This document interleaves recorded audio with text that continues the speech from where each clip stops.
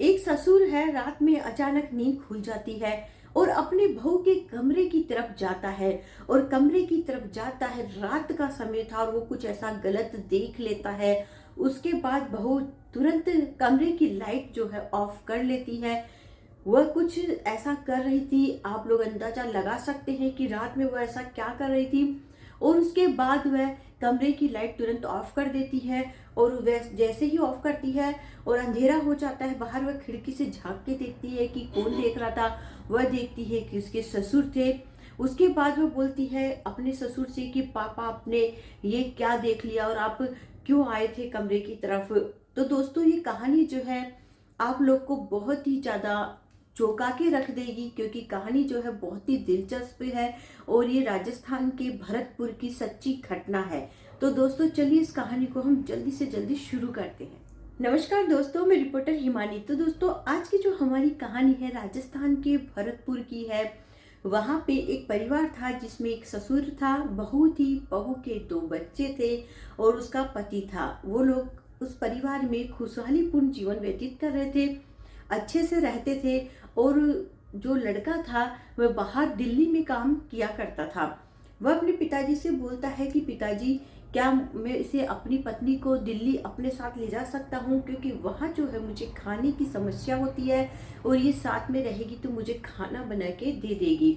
उसके पिताजी बोलते हैं कि ठीक है बेटा, मुझे कोई दिक्कत नहीं है, तुम बहू को साथ में ले जा सकते हो। वह अपनी बीवी को, बच्चों को लेकर दिल्ली चला जाता है जहां वह काम करता था और वहीं पर अपने बच्चों को रखता है। वे लोग बहुत आराम से रहते, खुशहाल जीवन चल रहा था। उसकी जो वाइफ थी उससे एज में काफ़ी छोटी थी, 10-12 साल का डिफरेंस था। फिर भी दोनों की लाइफ अच्छी चल रही थी, बच्चे भी थे 2 उनके, बहुत अच्छे से खुशहाल जीवन चल रहा था। उन्हीं के गाँव का एक लड़का था जो अक्सर उनसे मिलने आया करता था। जब वो लड़का उनके घर आता था, धीरे धीरे उसकी जो बीवी थी उसका आकर्षण उस लड़के की तरफ में होने लगता है। वह उसे पसंद करने लगती है, क्योंकि उसका जो पति था वह एज में बड़ा था और वो लड़का जो था उसी की एज के अकॉर्डिंग सही बैठता था। तो उसे उसके प्रति अट्रैक्शन होने लगता है, वह लड़का भी उसके प्रति अट्रैक्ट होता और दोनों में धीरे धीरे दोस्ती बढ़ने लगती है। जब भी उसके पति नहीं रहते थे, पीछे से भी वो उसको बुलाने लगती है। उनके गांव का था वो लड़का और उसके पति का कोई दोस्त था, मतलब दोस्ती थी, गांव का लड़का है करके जैसे दोस्ती हो जाती वैसे थी। और वो उनके घर अक्सर आता जाते रहता था, दोनों में अट्रैक्शन होता है। और पीछे से जब पति नहीं रहते थे तो वो उसे बुला लिया करती थी। दोनों में धीरे धीरे संबंध बढ़ने लगते हैं और काफी हद तक बढ़ जाते हैं। दोनों एक दूसरे के बिना नहीं रह पाते थे। इसी बीच अचानक से कोरोना आ जाता है। कोरोना में उसके पति का जो काम धंधा है वह छूट जाता है। फिर से वह गांव आ जाते हैं। वह अपने पिताजी से फोन में बात करता है कि पिताजी, काम धंधा अच्छा नहीं चल रहा है, क्या फिर से मैं गांव आ जाऊं। पिताजी भी बोलते हैं कि बेटा कोई दिक्कत नहीं, गांव आ जाओ, यहीं पर कुछ छोटा मोटा काम कर लेना। गांव आ जाता है, वहीं पर छोटा मोटा काम करने लगता है और वहीं अपने पिताजी के साथ में रहने लगता है। अब वो लड़की जो थी, उस लड़के के साथ में जो उसकी दोस्ती हुई थी वह उसके बिना नहीं रह पा रही थी। उसे बार बार उसकी याद सताती थी। उसके बाद वो उसे मैसेज करने लगी, उसे वहीं पर अपने पास उधर गांव में बुलाने लगी। जब भी वो उसे बुलाती थी, घर वालों को बेहोशी की दवा खाने में मिला देती थी। सब लोग नींद में सोए रहते थे और ये लोग अब बड़े आसानी से अपना काम रात में कर लिया करते थे। ऐसा सिलसिला चलते ही रहता था। लेकिन एक दिन क्या होता है, जब फिर से वह उसे बुला, उस लड़की का जो पति होता है उसकी नींद अचानक खुल जाती है।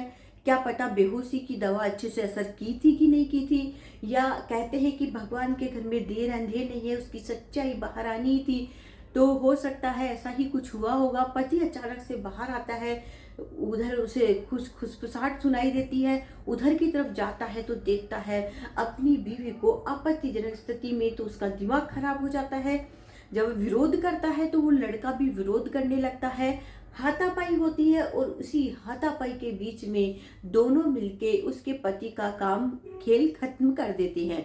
उसके बाद वो लोग मिलकर उसकी जो बॉडी होती है किसी नदी में ले जाकर पत्थर भारी उसमें लगाकर उसे वहां पे गिरा आते हैं।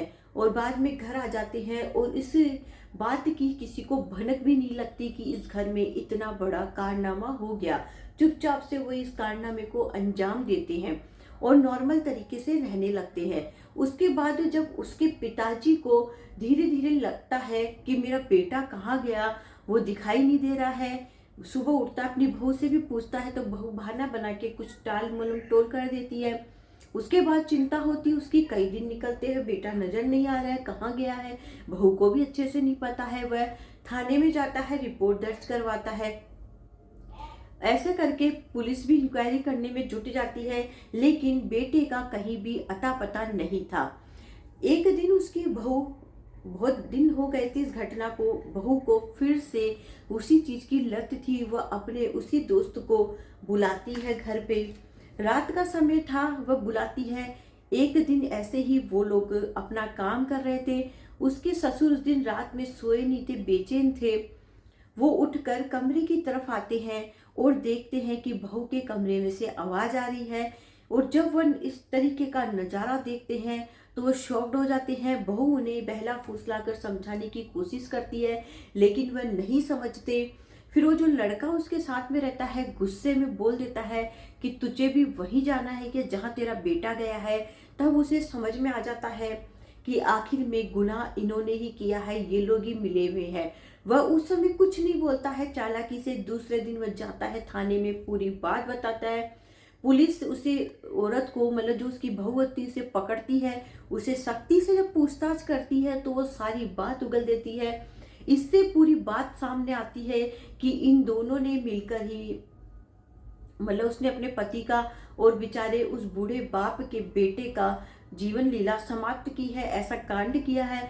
इसको सुनकर आसपास के क्षेत्र में खलबली मच जाती है, लोग दंग रह जाते हैं कि कैसी औरत है जिसके दो दो बच्चे हैं, अच्छा भला परिवार है, पति है, सब है, और वह दूसरे लड़के के चक्कर में फंस कर, बेचारे दो मासूम बच्चे हैं वह भी अनाथ हो गए, पिता का साया भी उनके सर से चला गया और अब तो माँ का साया भी नहीं है, उसे सजा भुगतनी रहेगी जेल में जाके, तो बच्चे बेचारे अनाथ हो गए। तो ऐसी नासमझी वाली हरकतें जो भी महिला या पुरुष करते हैं उसका खामियाजा बच्चों को भुगतना पड़ जाता है। तो ऐसा कोई भी गलत कदम उठाने से पहले लोगों को 10 बार सोचना चाहिए गंभीरता से कि इसका सीधा असर हमारे बच्चों पे भी हो सकता है, क्योंकि बुरे का अंत तो बुरा ही होता है। तो दोस्तों इस कहानी को ज़्यादा से ज़्यादा अपने फैमिली और फ्रेंड्स में शेयर करें। और दोस्तों ये कहानी सुनाने का उद्देश्य आप लोगों का बिल्कुल भी दिल दुखाना नहीं था, सिर्फ आपको सावधान और सतर्क करना था कि देश दुनिया में ऐसी भी घटनाएं भी घट जाती है। तो दोस्तों अगली वीडियो में फिर मिलेंगे हम आप लोगों से एक नई कहानी के साथ में। बाय बाय दोस्तों।